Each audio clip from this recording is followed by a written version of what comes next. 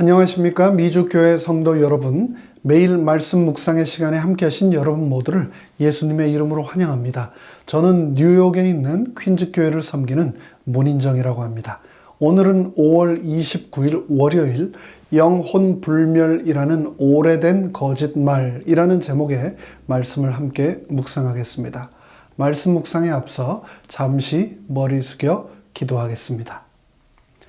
하늘에 계신 저희들의 아버지 하나님, 이 세상 그 어떤 인간도 죽음 너머의 세상을 경험하지 못한 채 살아가고 있다는 그 이유 하나만으로 사탄이 우리에게 얼마나 많은 거짓말로 우리의 삶을 미혹하고 또 시험에 빠뜨리는지 모릅니다. 오늘 펼칠 말씀을 통하여 이 영혼의 상태에 관한 밝은 빛을 우리가 다시 한번 확신할 수 있도록 은혜 베풀어 주시옵기를 예수 그리스도의 이름으로 간절히 기도합니다. 아멘.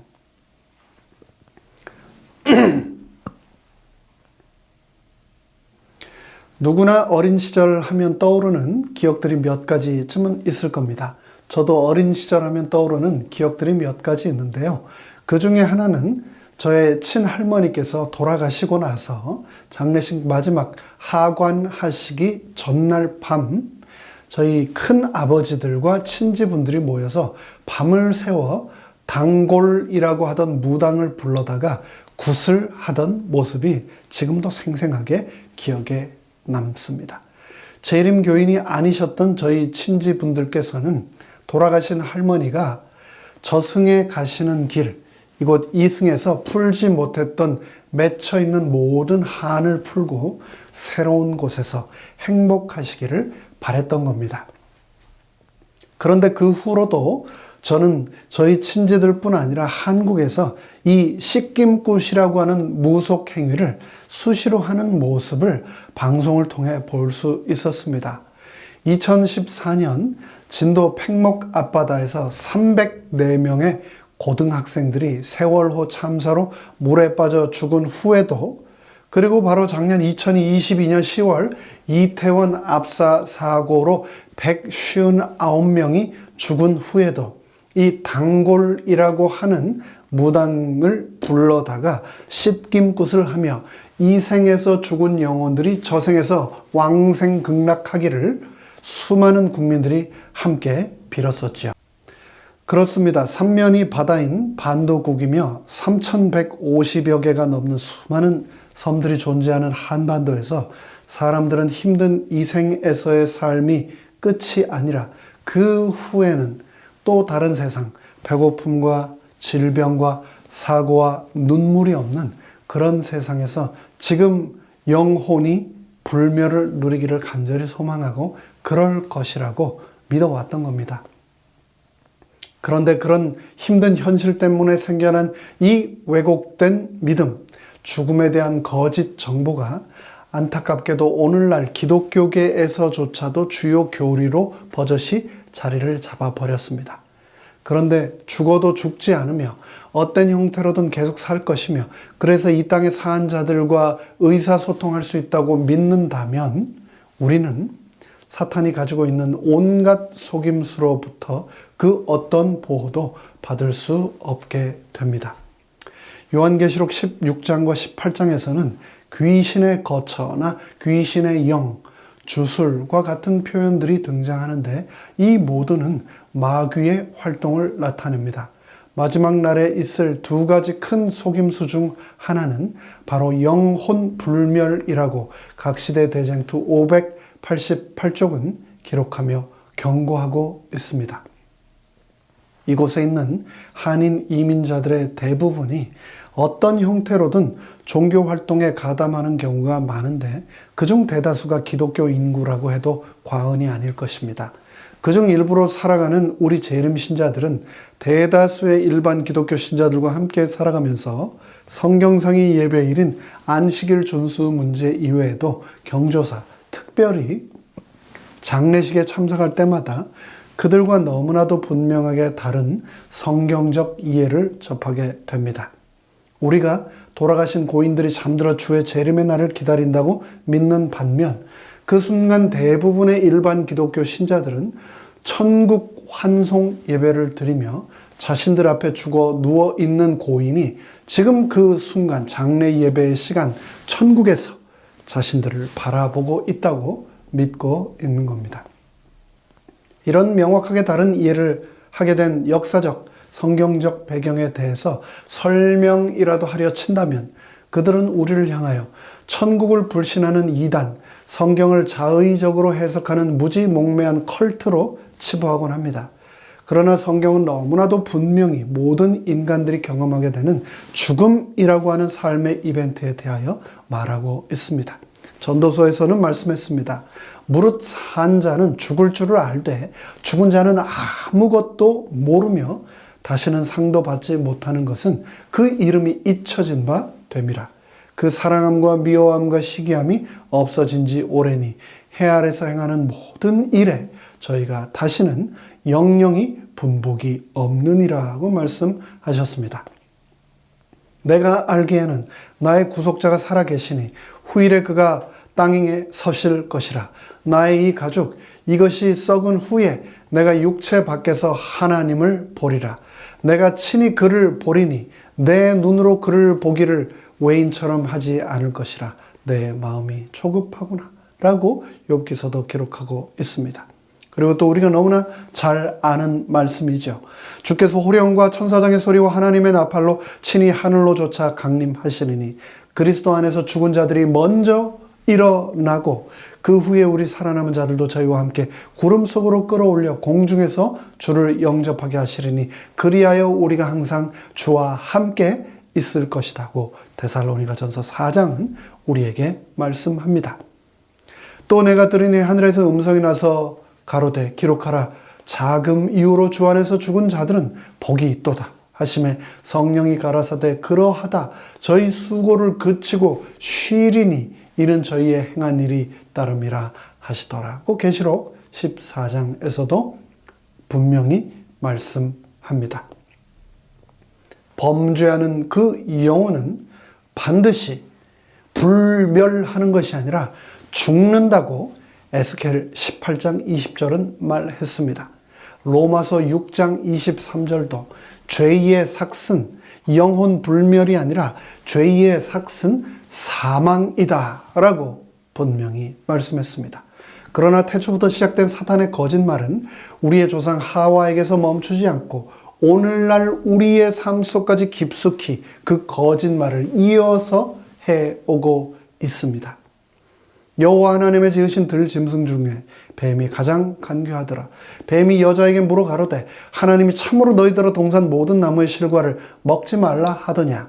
여자가 뱀에게 말하되 동산 나무의 실과를 우리가 먹을 수 있으나 동산 중앙에 있는 나무의 실과는 하나님의 말씀에 너희는 먹지도 말고 만지지도 말라. 너희가 죽을까 하노라 하셨느니라. 그러자 뱀이 여자에게 이르되 너희가 결코 죽지 아니하리라 라고 하는 거짓말을 사탄이 하와에게 그리고 오늘날 우리 모두에게까지 하고 있는 것입니다. 20세기 저명한 현대 신학자 중에 오스칼 쿨만이라고 하는 사람을 여러분 잘 아실 겁니다. 스위스 바젤 대학과 프랑스 소르본느 대학에서 신학을 가르치던 당대 독일과 유럽 신학계를 석권했던 칼 바르트에 필적하는 유명한 학자입니다. 개혁파 구원에서 이미와 아직의 구원의 두 차원을 2차 대전 노르망디 상륙작전을 예로 들어 D-Day와 V-Day로 구분하는 유명한 이론을 남긴 분입니다. 근데 이분이 1950년대 말에 썼던 논문의 제목이 영혼의 불멸인가 아니면 죽은 자의 부활인가 라고 하는 글의 논문인데요. 이 글은 지난 2000년간 개신교회가 믿고 가르쳐왔던 것을 전복시키는 수준의 파격적이고 도발적인 글이었습니다. 글의 대략적 요약은 잘 아시겠지만 다음과 같습니다. 기독교회에서 널리 퍼진 영혼 불멸은 그 사상은 교회의 가장 큰 오류들 중에 하나라는 겁니다. 신약의 가장 중심적 가르침은 예수 그리스도 말미암는 죄의 해결과 그분의 부활에 있는지, 아니면 저 헬라 사상에 기반한 영혼 불멸에 있는 것이 아니다라는 것입니다. 영혼 불멸을 가르치는 철학자들의 주장에서 우리는 전혀 기독교적인 죽음과 부활의 개념을 찾을 수 없다는 것이죠. 성경에서는 죽음을 죄의 결과로 설명하고 그 죽음의 극복을 복음의 일대 과제로 삼지만 헬라 철학자들에게 죽음은 죄의 결과로 여겨지지 않을 뿐 아니라 심지어 육체를 벗어나 영혼 불멸에 이르는 과정으로 보기에 이질적이라는 겁니다. 무엇보다 예수님의 복음에는 영혼 불멸에 대한 관심이 전혀 없다는 점인데, 오히려 죽음을 정복하는 몸의 부활이 복음의 목표로 분명히 드러납니다. 이어 신약 성경은 우리 육의 몸이 죽음을 극복하고 얻게 될 부활의 몸, 신령한 몸, 그곳에 소망을 두라고 가르칩니다. 우리 크리스천들의 진정한 소망은 몸의 부활이지 영혼 불멸의 상태가 아니라는 겁니다. 오스카 쿨만의 주장은 간단 명료합니다. 영혼 불멸은 그리스 철학자 소크라테스와 플라톤의 가르침일 뿐 전혀 성경적인 가르침이 아니다라는 겁니다. 우리 크리스천들은 우리의 참된 소망인 몸의 부활을 기대하고 소망하며 그것에서 위로와 힘을 입어야 한다는 것입니다. 성경이 우리에게 가르치는 참 소망은 몸의 부활이지 영혼이 불멸하는 상태가 아니기 때문입니다. 성경은 말씀합니다.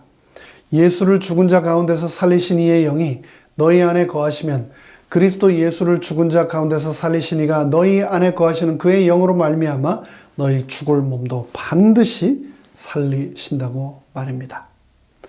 하나님이 주를 다시 살리셨고 또한 그의 권능으로 우리를 다시 살리시겠다고 고린도전서 6장 14절도 약속하셨습니다.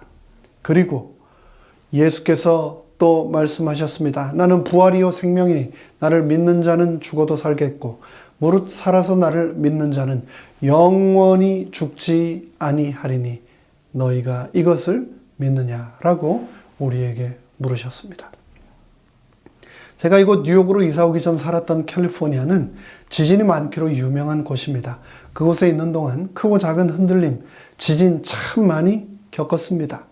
그런데 이곳으로 이주한 후 뉴욕은 지진으로부터 완전히 안전한 곳이라고 모두들 말하시고 저도 그렇게만 생각을 했는데요. 지난 2월 6일 이곳에서 가까운 업스테이트 뉴욕 버팔로 지역에 3.8 규모의 지진이 발생했습니다. 그리고 바로 지난주 5월 17일에 이곳 뉴저지와 뉴욕 일원에 진도 2.2의 지진이 또 발생했습니다. 학자들과 언론은 일제히 뉴욕도 더 이상 앞으로는 지진의 안전지대가 아니다라고 보도했습니다. 그런데 여러분, 우리가 걱정해야 하는 것은 우리가 살고 있는 이 집안, 땅의 흔들림만이 아닙니다. 우리가 서 있는 이 믿음의 토대가 흔들려서는 안 된다는 것을 더욱 명심해야 합니다.